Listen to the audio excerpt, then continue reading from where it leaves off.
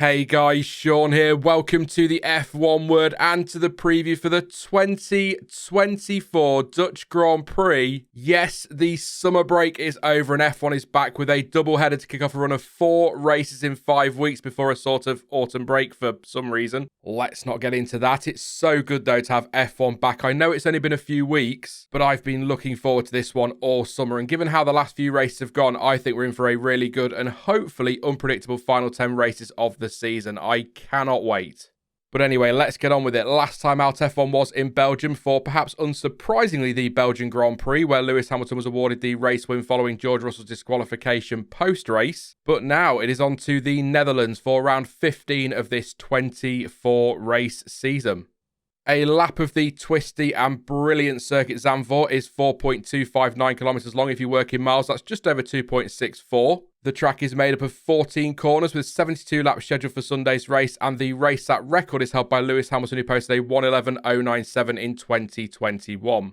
Words and phrases used to often describe this track include insane, crazy, fast, old school, and like a roller coaster, and that sums up the circuit very nicely indeed. I'm a big fan of Zandvoort, and the atmosphere looks insanely good too, so hopefully one day I'll get to go.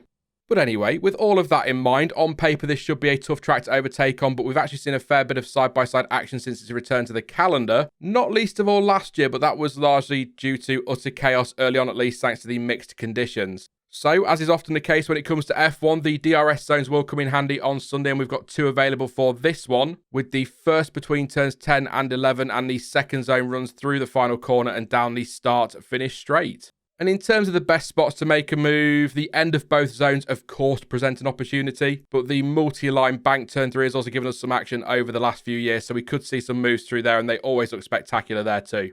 And last season, Max Verstappen made it 9 wins on the bounce in 2023 with victory in front of his home fans, with Fernando Alonso and Pierre, if you remember, joining him on the podium in what was, as already touched on, a chaotic race of dry, and wet conditions. A lot of fun though.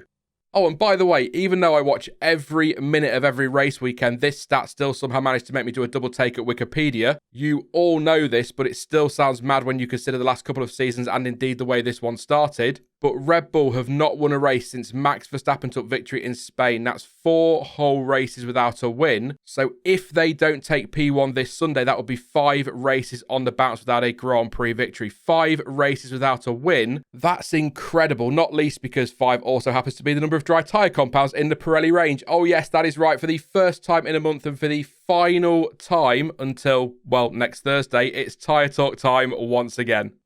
The compounds available for this one then are the hardest in the Pirelli range, and so they are the hard C1, the medium C2, and the soft C3. And you know, it's funny because when I just look at the track layout, I always expect the softer tyres will be selected for Zandvoort, but then I remember the banking at turns 3 and 14. And that is why, by the way, the hardest tyres are in use. The high stress is put through the tyres through those banked corners. Banked corners being, of course, more demanding on the tyres than the more conventional turns because the force is increased with the much higher speed drivers carry through them. So Pirelli explains that thermal degradation is a significant factor on paper at least, but a lot of that will obviously depend on the weather, more on that shortly. The manufacturer also says in its preview that all dry simulations suggest we'll be looking at a one-stop being the quickest and preferred strategy from teams, although it is worth pointing out that since F1 returned to the track in 2021, we have yet to see a one-stopper for the race winner, and both races since then have for one reason or another been multi-stop for everyone who finished the race. On that note, last year's winning strategy was a 6-stopper. Yes, a 6-stopper, but that did include a red flag tyre change and was due to those mixed conditions we talked about earlier. Now, I'm not going to go through every one of Verstappen's tyre changes, but it is worth a mention that the longest dry stints were 44 laps on the hards, 32 on the mediums, and 50 on the softs. And for what it's worth, the race in 2022, which was dry from start to finish, was a 3-stopper for race winner Max Verstappen. The total pit lane loss time in 2023 was largely between 19 and 21 seconds. Due to the nature of the track and the proximity of the barriers in places, you'd expect the chances of a safety car to be quite high. And we have seen at least one at each of the last 2 races at the circuit, with 3 last year alone. And of course, the weather could be a factor across the weekend with, at time of recording, rain a possibility on Friday, more so on Saturday. And as is now always the case, the most up-to-date forecast as of Thursday morning is on screen for you now. But bear in mind that could all change between now and the action this weekend. And your schedule for this one is similar to other European races, although sessions are race aside an hour earlier than they were for Spa. So FP1 will get the weekend underway on Friday at 11:30am BST, and FP2 is later that same day, and that's from 3pm. Saturday's F1 track action gets started with FP3 at 10:30am with qualifying underway at 2pm. And it is lights out for the race on Sunday at 2pm, and once again that is in UK time. Now, before I make some predictions for this one, let's have a quick run through some of the news stories and talking points that have been doing the rounds over the last week or so, including a super quick look at some of the headline stories since Belgium for those who may have missed them. So first up, Peter Bonington, or Bono, is staying with Mercedes and will not, as some previously speculated, be heading to Ferrari with Lewis Hamilton in 2025. Instead, Bonington has been promoted to a new role as head of race engineering at the team with immediate effect. However, he will continue to work with Lewis Hamilton for the rest of the 2024 season as he transitions into his new role. Once Hamilton departs at the end of this year and alongside that role as head of race engineering, Bono will work as engineer to one of the Mercedes drivers for 2025 as the team aims to capitalise on his vast experience. And I'll say this, as well as being great news for Mercedes, if, as the rumours suggest, Kimi Antonelli is expected to take that seat for next season, I think it would be a very smart move to pair his inexperience with that huge experience Bono has. Just something to think about. On the subject of race engineers, Sergio Perez will have a new one for a while as his usual and long-term engineer Hugh Bird is off on paternity leave. He will be replaced by Checo's performance engineer Richard Wood from this weekend's Dutch Grand Prix. Also, on the topic of Perez, worth a mention that in his preview quotes, Checo says he is refreshed and ready to go for the second half of the season and is looking forward to getting back in the car this weekend. Insert line here about the next few races being hugely important for Perez after Red Bull made the decision to stay with him post-summer holiday. I mean, look, in all seriousness, if he is going to bounce back and find that form again that a lot of people say he's still got, it really does feel as though we're at the now or never stage, doesn't it? So let's see what happens in the coming races. Elsewhere, Robert Shwartzman is back after Sauber confirmed that he will be driving for the team during FP1 on Friday. Shwartzman, who is currently a Ferrari reserve driver and who last took part in an FP1 practice session in Abu Dhabi last season for the Scuderia, will be driving Valtteri Bottas' Sauber for the morning session at Zandvoort. Sauber ended their announcement by stating, quote, "As in previous occasions, we work in partnership with Scuderia Ferrari to give young talent an opportunity in practice sessions, with Shwartzman adding on social media that he can't wait to join the team this weekend." And in case you missed it all, there were some big stories that broke post-Belgian Grand Prix, so here is a quick roundup of those headlines.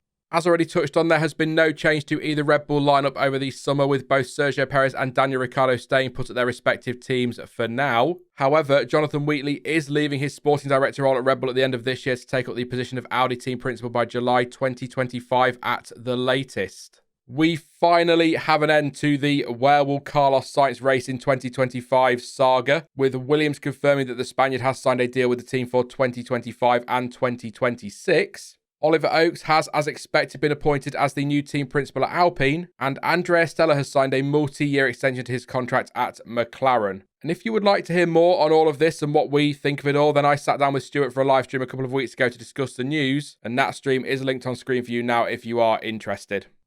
Right then, time for me to make some predictions, and as always, please do not take these too seriously. They're just a little bit of fun, but if you do disagree with my picks, then you can let me know yours in the comment section down below. And last time, well, it was a disaster, which is a shame because Hungary went really well, but back down to earth with a bump, that's for sure. Wrong on everything apart from Piastri P2 and the number of race finishers. As for this one, I think McLaren arrive at Zandvoort as the favourites. The car is good at high downforce, and so this track on paper should play to their strengths. Worth saying too that because there are really only a couple of short straights around the lap, high drag cars will be at less of a disadvantage. Not to mention on McLaren specifically, their car has shown some very good versatility. It is now strong on most circuits. It's starting to feel like it's tough to bet against them really. Mercedes, by the way, they have won 3 of the last 4 races, so although Toto Wolff has been clear that he does not believe the W15 is at a point where it's going to be competitive every race weekend, I think it would be mad to completely dismiss them for this one, again based on that form. I suppose the big question is which Red Bull is turning up for this one. Will it be the quick one that can dominate a Grand Prix, or will it be the one that struggled to challenge for wins recently? I'm fascinated by how this one is going to go, but again, I do think McLaren are going to be favourites.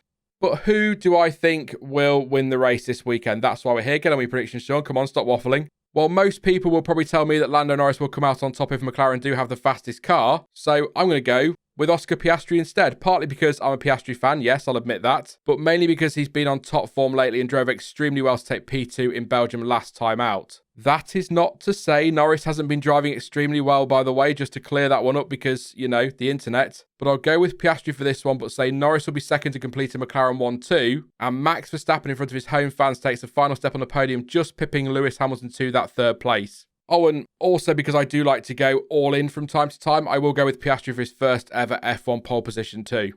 As for best of the rest, so fourth best finishing team, I'll go with Ferrari once again because, as I believe I said in the Spa preview, it kind of feels like that's about where they are at the moment. Not a million miles away from the other three teams, but with no drama, I think they'll be behind McLaren, Red Bull and Mercedes on Sunday. As ever though, I cling on to the naive hope that I may be surprised come Sunday. Pleasantly surprised, I should say. They often surprise me, but not necessarily in the right way.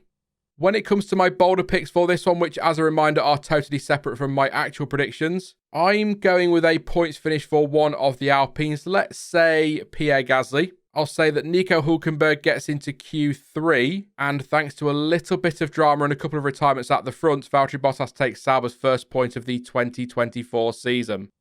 That is it then for the Dutch Grand Prix preview, but don't forget you can let me know your thoughts and your predictions ahead of the weekend in the comments section down below.